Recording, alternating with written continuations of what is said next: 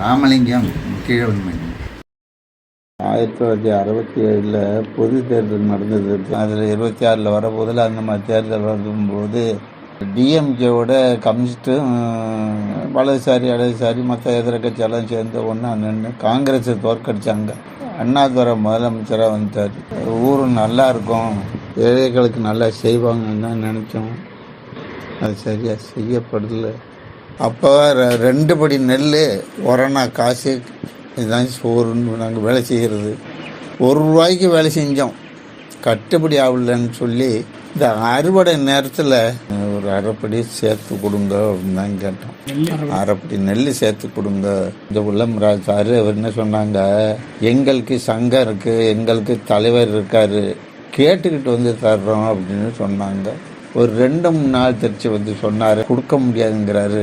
நீங்கள் கேட்டு தவறுன்னு சொல்லி ₹250 ஃபைனு கேட்குறாரு. என்னங்க வேலை செய்யறதுக்கு ஒரு அரைப்படி நெல் கூட கேட்டோம், கேட்டு தவறுன்னு சொல்லி ₹250 பணம் கேட்குறீங்களே.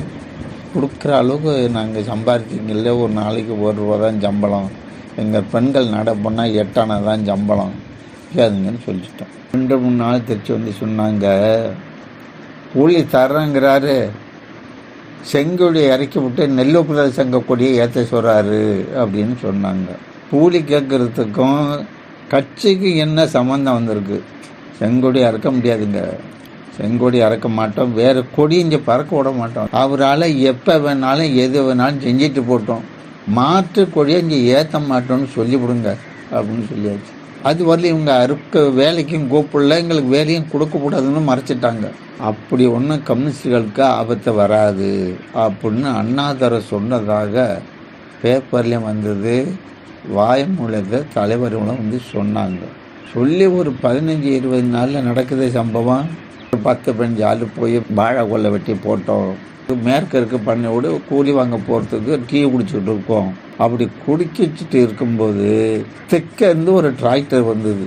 அந்த டிராக்டரில் அடியால் இருந்திருக்காங்க, எங்களுக்கு தெரியல. நாங்கள்லாம் டீ வாங்கி ஆற்றிக்கிட்டு குடிச்சிக்கிட்டு இருக்கிறோம்.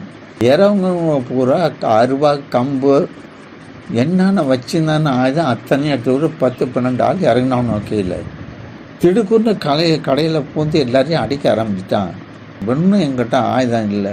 கொட்டாவெல்லாம் பிரித்து தூக்கி அந்த பக்கத்தில் வாய்க்கா விட்டாங்க. முத்துசாமி முனியனையும் பிடிச்சி கட்டி விட்டான். சேப்பானுக்கு வெட்டு, சீனிவாசனுக்கு வெட்டுப்பட்டவனா நம்மளும் அப்படியே குந்தனா அவளை தூக்கிக்கிட்டு வடக்குதூருக்கு போயிட்டாங்க. நாங்கள் மீட்டுட்டு வந்துட்டோங்க. சரி இதோடு முடிஞ்சு போச்சுன்னு நினச்சிக்கிட்டு அவனுக்கு பசி, வேலை செஞ்சு போச்சு. நான் போய் சாப்பிட்டு வரேன்னு அவன் வீட்டுக்கு போயிட்டான். ஒரு 4 பேரையா, 4 பேரும் பச்சை கால் சட்டை, மஞ்சள் பனியன், வெள்ளை துண்டு தள்ள கட்டியிருந்தாங்க. கம்பு அருவா கையில் வச்சுருந்தாங்க. யார், எங்கே வந்தீங்க, என்ன சமாச்சாரம் நம்ம ஆளு கேட்டிருக்காங்க.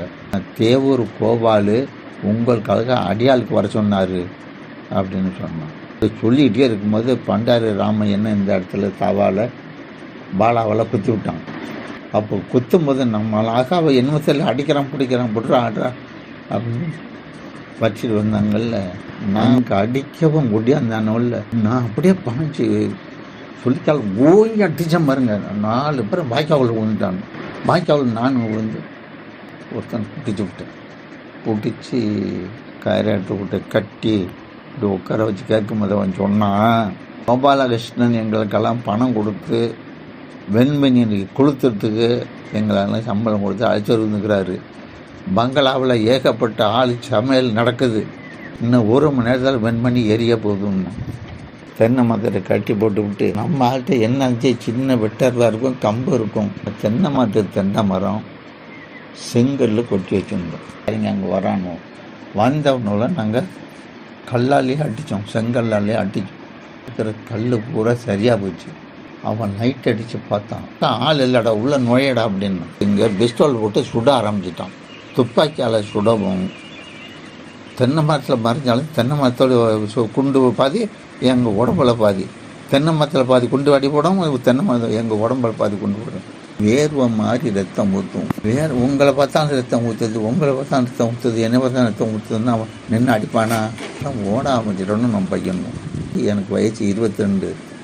என் மாதிரி உள்ள பையனை தான் நின்று அடித்து பார்த்தோம். அடிக்க முடியல.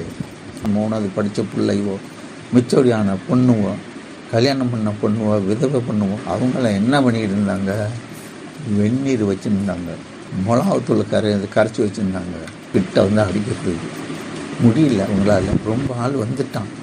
எல்லோரும் உள்ளார ஓடிட்டாங்க. நாங்களும் வெட்டுப்பட்டத்தோடு ஓடி போய் அரை மணி நேரம் அங்கே எட்டி நின்று பார்க்கும்போது ஏகபோகமாக இந்த தெருவும் அந்த தெருவும் எரியுது. போலீஸை லைட் அடித்து பார்த்தான்.